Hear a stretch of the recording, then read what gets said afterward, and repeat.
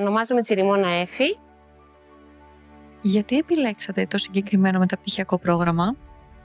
Επέλεξα το συγκεκριμένο μεταπτυχιακό. Ο βασικός λόγος ήταν το ότι ήταν εξ αποστάσεως και μπορούσα να συνδυάσω και τις μεταπτυχιακές μου σπουδές σε συνδυασμό με τις επαγγελματικές μου και προσωπικές μου υποχρεώσεις.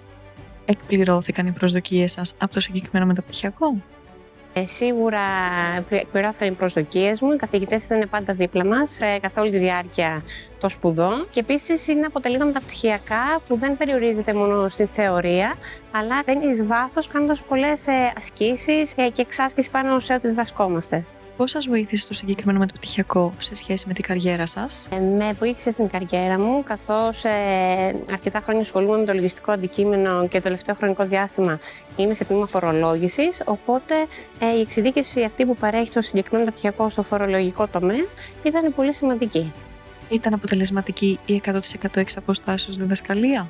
Η 100% εξ αποστάσεως εκπαίδευση ήταν πολύ αποτελεσματική, καθώς δεν αναγκάζεσαι να πηγαίνεις σε έναν χώρο σε καθημερινή βάση ή και τα Σαββατοκύριακα, αλλά μπορείς και συνδυάζεις τη δουλειά με τις σπουδές αλλά και την προσωπική σου ζωή.